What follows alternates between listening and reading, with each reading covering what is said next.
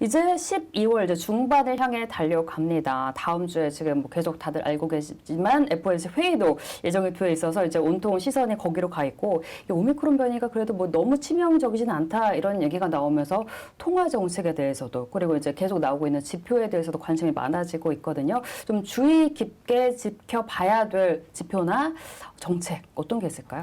첫 번째는 이제 미국의 물가 지표가 될 것 같아요. 이제 계속 너무나도 높게 올라왔기 때문에 만약에 이제 고용이 최근에 굉장히 실망스러운 것처럼 나왔지만 사실 뚜껑을 열어보면 굉장히 좋았거든요. 실업률도 낮고 아마 다음 달 고용 지표까지 확인해야 될 것 같은데 네. 실망스러운 수준이 전혀 아니었습니다. 결국 연준은 고용이 탄탄하게 올라오고 있음을 확인했는데 여기서 만약에 물가 지표까지 생각보다 굉장히 높게 유지된다라고 하면 15일에 예정된 FOMC 회의에서 굉장히 좀 강경한 입장이 나올 수 있는 가능성이 높기 때문에 중요히 봐야 되고요. 네. 또 이제 아까 말씀드린 것처럼 부채 한도 협상. 원래 진짜 끝났어야 되는 게 현재까지 질질 끌었는데 네. 물론 이게 뭐 디폴트 사태까지 가는 형향을 흘러가진 않을 겁니다. 정치적인 부담이 있기 때문에. 그렇지만 어쨌든 노이즈를 형성할 수 있는 가능성이 있기 때문에 봐야 되고요. 가장 중요한 건 FOMC가 될 것 같습니다. 네. 뭐 FOMC에서의 그 발표 내용도 그렇지만 8월의 연설이 굉장히 중요할 것 같아요. 그 입을 통해서 과연 내년 상반기, 그러니까 3월이나 뭐 상반기 중에 테이퍼링이 끝나고 그럼 실제 첫 번째 금리 인상이 언제 시작되느냐를 눈여겨볼 것 같습니다. 네. 테이퍼링이 끝난다는 건 결국은 유동성을 공급하고 있는 수도꼭지를 잠그는 것뿐이지 돈을 회수하기 위한 금리 인상을 시사하지는 않습니다. 근데 테이퍼링은 종료가 됐는데 그 이후부터 금리 인상까지 상당한 시간이 걸릴 수도 있는데 그걸 파월이 테이퍼링 종료와 함께 금리 인상을 만지작거리겠다라는 얘기를 하는 순간 아 내년에 1회가 아니라 어떻게 보면 3, 4회까지도 가능할 수 있겠구나라는 해석이 가능하기 때문에 네. 그때는 시장에 패닉을 불러올 수 있습니다. 그래서 이런 부분들을 좀 눈여겨봐야 될 것 같습니다. 네, 그 FOMC 회의 이제 다들 그쪽으로 시선이 쏠리고 있고 지금도 파월 의장의 연설이 또 중요할 거라고 얘기를 주셨는데 뭐 그런 얘기를 많이 하시더라고요. 연임되고 나서 갑자기 매파로 너무 변한 것 같다. 이런 해석에 대해서는 어떻게 보시나요? 저도 개인적으로는 굉장히 혼란스러웠습니다. 이제 이 정도 수준인데도 이렇게 전혀 굳건하게 약간 완화적인 스탠스를 취하시네라고 생각을 했는데 연임 이후에 이렇게 생각하시는 걸 보면서 어떻게 보면 이제 뭐 일종의 압박이 있지 않았을까라는 생각도 하고요. 아니면은 이제 뭐 연임 되기 전에 이미 본인이 놓쳤었다라고 생각을 하셨을 수 있지 않을까 생각을 하고 있습니다. 네. 예상했던 것보다 저도 이제 뭐 물가 인상이 빠르지 않을 거라고 보고 있었는데 오미크론이나 뭐 각종 그 사태들이 번지면서 또 원유 급등까지 나오면서 지금 물가 상승률이 아마 당초 예상했던 것보다 훨씬 더 급격하게 올랐기 때문에 일시적이다라고 하는 단어 자체를 지금 성명서에서 빼버렸고요. 그래서 네. 일시적이지 않을 수 있다라는 거를 아마 체감하지 않았을까. 그게 이제 매파적으로 돌변하게 된 원인이지 않을까 생각을 합니다. 네, 원인 분석까지 철저하게 하신 것 같습니다. 그래서 이제 뭐 결론적으로는 테이퍼링이 이제 빨라지고 금리 인상이 한두 차례가 아니고 세네 번까지도 있을 수 있다. 이 가능성을 열어둬야 된다는 부분인데 또 그런데 금리를 경기가 좋으니까 올리지 이렇게 계속 보시는 분들도 많이 계시잖아요. 네네.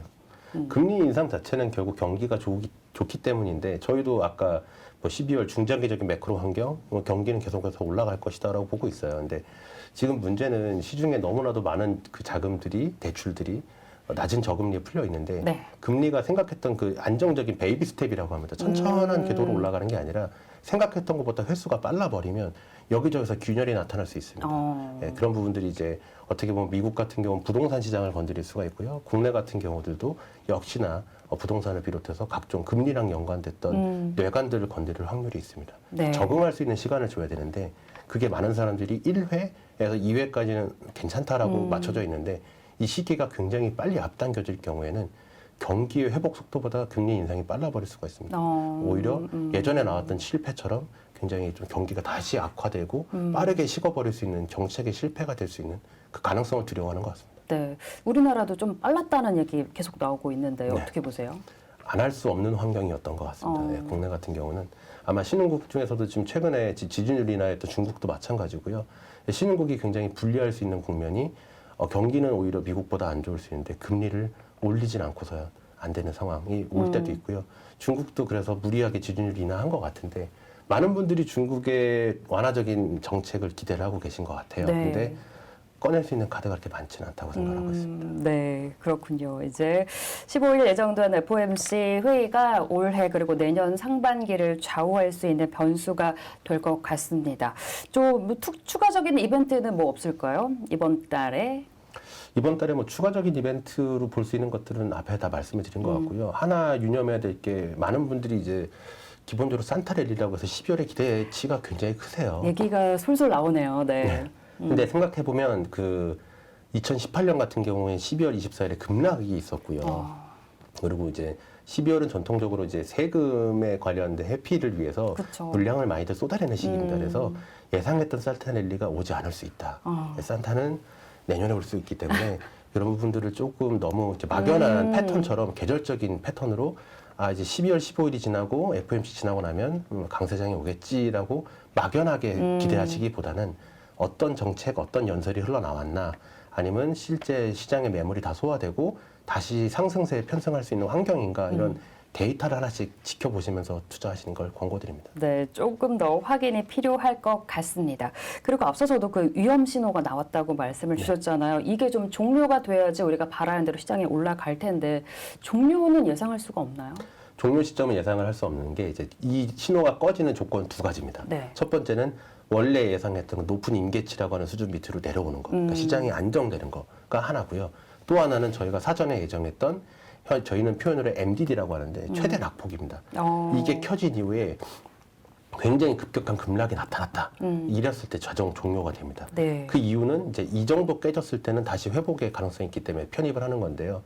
둘 중에 어느 것이 더 모양새가 좋냐는 당연히 명백하게 자연스럽게 흘러내리면 정상화가 되는 그쵸. 건데 이 시점이 언제가 될지 모르겠고요. 현재 그래도 가장 급격하게 튀어 올랐던 레벨보다 조금 내려와 있는 상황인데 아직 그 12월 15일을 앞두고 계속 등락이 있기 때문에 네. 시점은 예상하기가 좀 어렵습니다. 아, 네. 우리는 좀 더 보수적으로 좀 확인하고 시장에 대응하는 그런 전략을 구사해야 될 것 같습니다.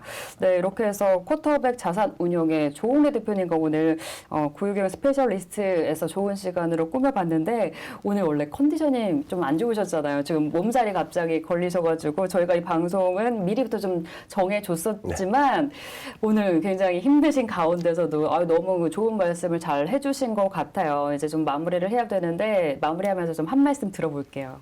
네, 처음 만나 뵙게 되는데 제가 목 상태가 좋지 않아 죄송합니다. 다음에 좀 더 좋은 내용 그리고 좋은 오디오로 만나 뵐 수 있도록 준비하고요.